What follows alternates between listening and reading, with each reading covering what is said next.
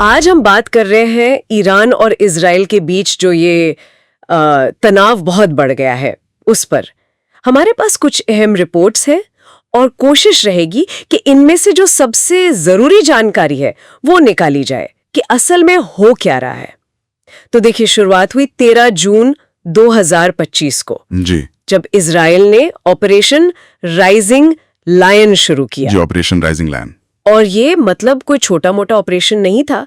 Iran के 100 से ज्यादा ठिकानों पर हमला। हाँ, और इनमें नतांज और इस्फहान जैसे अहम परमाणु ठिकाने भी थे और मिसाइल लॉन्च साइट्स भी। और खबरें तो ये भी हैं कि ईरान के कुछ बहुत सीनियर IRGC कमांडर, वो इस्लामिक रेवोल्यूशनरी गार्ड कॉर्प्स वाले, जी, कमांडर और कुछ परमाणु वैज्ञानिक भी, वो भी इन हमलों में मारे गए। हाँ। ओह, और फिर ईरान ने भी देखे फौरन जवाब दिया ऑपरेशन ट्रू प्रॉमिस थर्ड के नाम से। हाँ, ट्रू प्रॉमिस थर्ड।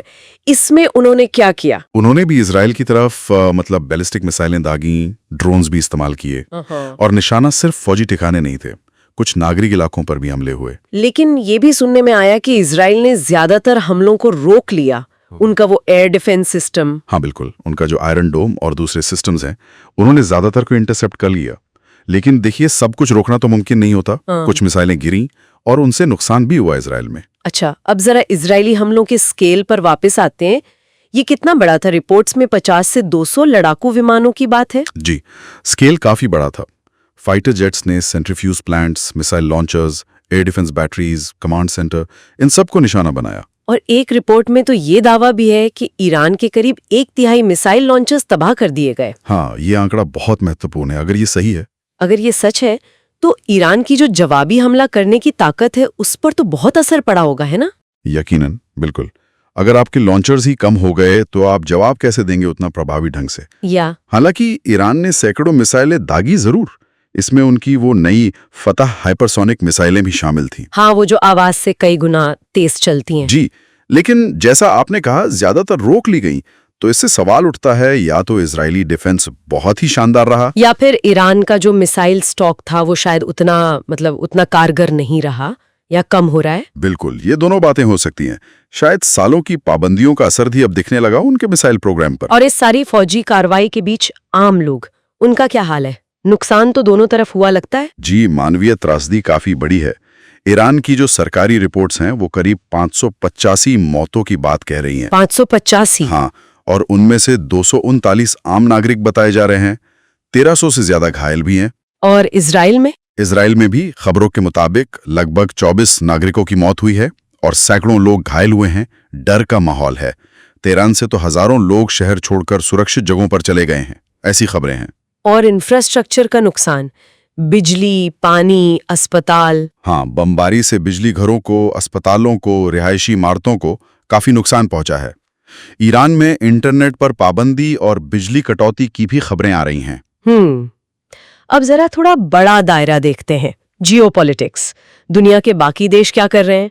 अमेरिका का क्या स्टैंड है? देखिए, अमेरिकी राष्ट्रपति डोनाल्ड ट्रंप का बयान तो काफी सख्त आया है। उन्होंने ईरान से कहा है कि वो बिना शर्त सरेंडर करे। बिना शर्त सरेंडर? जी, और इजराइल को पूरा फौजी समर्थन देने का वादा किया है। ये भी कहा है कि अगर अमेरिका बीच में पड़ता है तो हालात और बिगड़ सकते हैं। अच्छा, और बाकी देश, खासकर खाड़ी के देश, सऊदी अरब, UAE? वो काफी चिंतित हैं। सऊदी अरब, UAE, जॉर्डन, ये सब कह रहे हैं कि भाई संयम बरतो, मामला शांत करो। वो नहीं चाहते कि ये लड़ाई फैलकर पूरे मिडिल ईस्ट को अपनी चपेट में ले ले। एक बड़ा क्षेत्रीय युद्ध कोई नहीं चाहता। सही बात है। और अर्थव्यवस्था पर क्या असर दिख रहा है? तेल के दाम? वो तो बढ़ गए हैं। तेल की कीमतों में उछाल आया है। और जो हॉर्मुज स्ट्रेट है, जहां से बहुत सारा तेल गुजरता है, हाँ, वो बहुत अहम रास्ता है। बिल्कुल, वहां से जहाजों की आवाजाही में रुकावट आई है। इसका असर फिर पूरी दुनिया की सप्लाई चेन पर पड़ सकता है। तो आज 18 जून है, लड़ाई का 6वां दिन। अभी क्या स्थिति है? क्या हमले रुके हैं?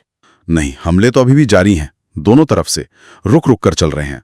लेकिन एक बात जो नोटिस करने वाली है वो ये कि ईरान की तरफ से जो मिसाइल हमले हो रहे थे, उनकी तादाद, उनकी फ्रीक्वेंसी कुछ कम हुई है।